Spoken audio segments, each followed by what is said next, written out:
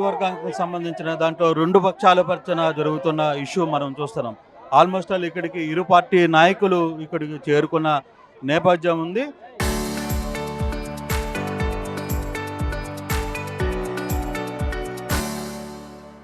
బోండా కూడా ఇక్కడ ఉన్నారు. సార్ ఎలా చూస్తారు అసలు ఓవరాల్గా ఎందుకు ఇష్యూ స్టార్ట్ అయింది? ఇష్యూ అంత పెద్ద ఎందుకు సీన్ మారిపోయింది? ఇప్పుడు 8 నెలల కింద మెగా డిఎస్సి జరిగింది. వాళ్ళందరికీ ఉద్యోగాలు వచ్చినాయి. అత్యంత పారదర్శకంగా చాలా ఇది లేకుండా జరిగినాయి. ఎటువంటి అవకతవకలు జరగకుండా వాళ్ళందరికీ ఉద్యోగాలు వచ్చినాయి. వాళ్ళందరూ పాఠాలు చెప్పుకుంటున్నారు. వైసీపీ ఇప్పుడు నిద్రలేసి అప్పుడెప్పుడో 8 నెలల కింద జరిగింది అవినీతి జరిగింది అంటుంది. బ్రిడ్జి గేమ్ ప్యాకెట్ ఆడే వాళ్ళకి టీచర్లుగా ఉద్యోగాలు ఇచ్చారని ఆరోపణ చేశారు. మేమే అన్నాం, బహిరంగ సవాలుకి సిద్ధం. మా లోకేష్ ప్రకటించాడు, మా నాయకుడు లోకేష్ చెప్పాడు, మా పార్టీ చెప్పింది. మేము ఎక్కడ రమ్మంటే అక్కడ, తాడేపల్లి రమ్మంటే తాడేపల్లి వస్తాం, మీ పార్టీ ఆఫీస్ రమ్మంటే పార్టీ ఆఫీస్ వస్తాం, లేదు రెండింటికి ఖాళీ లేదంటే జూమ్లో రండి చర్చికి మీడియా సాక్షి కూర్చున్నాం. రాలా. బ్రిడ్జి గేమ్లో ప్యాకెట్ ఆడే వాళ్ళకి ఉద్యోగాలు ఇచ్చా ఉన్నారు. ఒక్క ఉద్యోగం చూపించండి, ఎక్కడ ఇవ్వలా. ప్లస్ బ్రిడ్జి గేమ్ అనేది official game government of India declare చేసింది.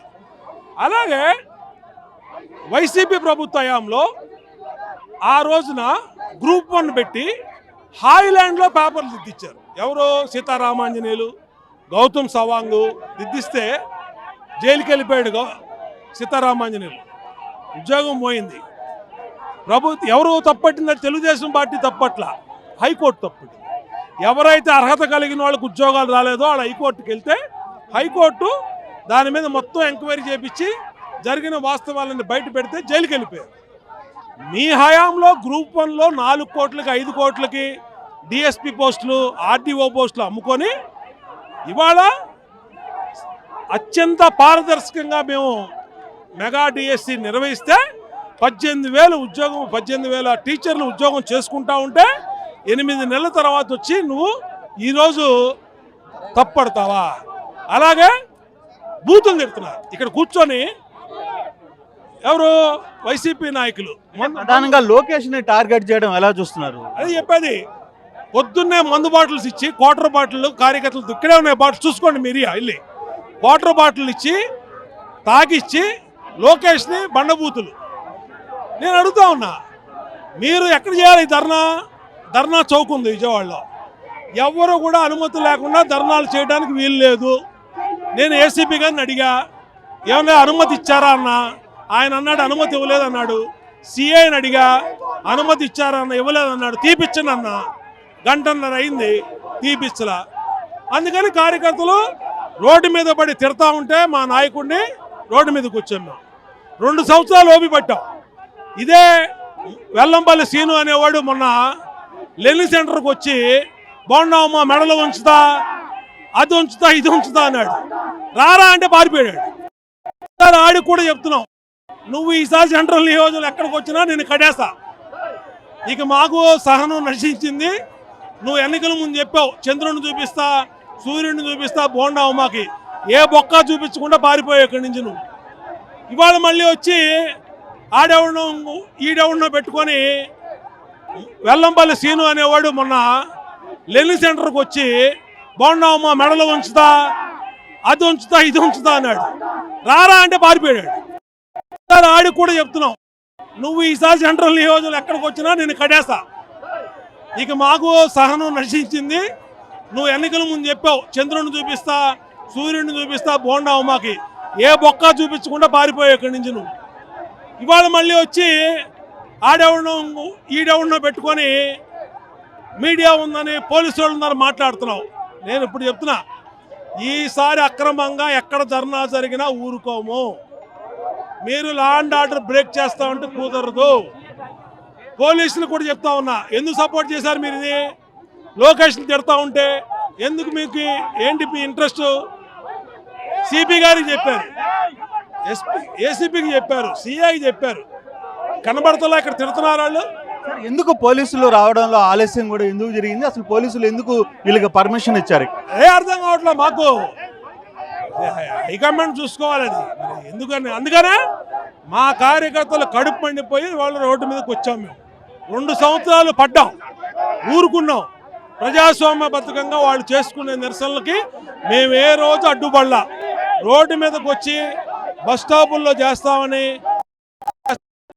సమస్య లేదు, ఖచ్చితంగా నిలవరిస్తాం. చంద్రబాబు నాయుడు గురించి కానీ నోరు జారితే తోలు తీస్తానని కూడా హెచ్చరిస్తాం. రాబోయే రోజుల్లో కూడా ఇక్కడ మీకు తెలియకుండా లేదు ఒక ధర్నాలు కావచ్చు లేకపోతే ఇష్యూస్ నడుస్తున్న నేపథ్యంలో పోలీసు ఎందుకు చూసి చూడనట్టు కనబడుతోంది అని ఒక విమర్శ కూడా కనబడుతోంది. అదే పై లెవెల్లో మాట్లాడతారు. ఇవాళ జరిగిందిగా సంఘటన, ఇప్పుడు సీఎం గారి ఆఫీస్కి వెళ్ళిపోద్ది, అందరూ మాట్లాడతారు, వాళ్ళే ఎంక్వైరీ చేస్తారు. ఎందుకనేది వాళ్ళే నిజం తెలుస్తారు. నేను చెప్పింది వాస్తవా లేదా ఏంటనేది నిజం తెలుస్తుంది. ఇది బోండా ఉమా చాలా క్లియర్గా చెప్తున్నారు. తన నియోజకవర్గంలో ఎటువంటి నిరసనలు కావచ్చు లేకపోతే తన నియోజకవర్గంలో నారా లోకేష్ని కావచ్చు చంద్రబాబును కానీ ఏదైనా మాట్లాడితే మాత్రం ఊరుకునే ప్రసక్తి లేదు. తెలుగుదేశానికి సంబంధించిన ఆ అడ్డాలో వైసీపీ నాయకులు ఇక్కడ ఉదయాన్నే వచ్చి ఇక్కడ ఆందోళన చేయడం ఇక్కడ దీనికి కారణమైంది. వాళ్ళు ఇష్టారాజ్యంగా చేస్తే మాత్రం మేము ఒప్పుకునేది లేదు అని చెప్తున్న పరిస్థితి. మరోవైపు పోలీసులు ఎక్కడికక్కడ వైసీపీ తర్వాత వీళ్ళకి మధ్యలో కూడా ఎక్కడ అడ్డు వేసే ప్రయత్నం అయితే చేశారు. సో ఇమీడియట్గా ఇక్కడ చూసుకుంటే పెద్ద ఎత్తున ట్రాఫిక్ జామ్ ఏర్పడింది. మరోవైపు తెలుగుదేశం వైసీపీ కార్యకర్తల మధ్య పెద్ద ఎత్తున కూడా ఇక్కడ ఘర్షణ వాతావరణం నెలకొన్న పరిస్థితిని మనం చూస్తున్నాం. చాలా పెద్ద స్థాయిలో వాళ్ళందరూ కూడా ఇక్కడికి చేరుకున్న పరిస్థితి. వైసీపీ నేతలు కూడా ఇక్కడ ఉన్నారు, వాళ్ళతో కూడా మనం మాట్లాడే ప్రయత్నం అయితే చేద్దాం. అసలు వైసీపీ నేతలు కూడా దీంట్లో ఏం మాట్లాడతారు, ఏం మాట్లాడబోతున్నారు అనే అంశాన్ని మనం చూసే ప్రయత్నం అయితే చేద్దాం. అసలు ఇక్కడ వైసీపీ విష్ణు కూడా ఇక్కడ ఉన్నారు. అసలు ఏం జరిగిందో మాట్లాడే ప్రయత్నం అయితే చేద్దాం. విష్ణు గారు, అసలు ఏం జరిగింది, ఎందుకు ఈ ఇష్యూ గొడవ ఇంత పెద్దది అవుతుంది? శాంతియుతంగా నిరాహార పార్టీ ఇచ్చినటువంటి పిలుపు మేరకు శాంతియుతంగా నిరాహార దీక్ష చేస్తూ ఉంటే తెలుగుదేశం గుండాలు బోండా ఎమ్మెల్యే 100 మంది ఈరోజు వచ్చి టెంట్ పీకేసి సోడా బుడ్లేసి రాళ్ళేసి కోడిగుడ్లేసి టెంట్ మొత్తం పీకేయడం జరిగింది. ఇది చాలా దుర్మార్గమైనటువంటి విషయం.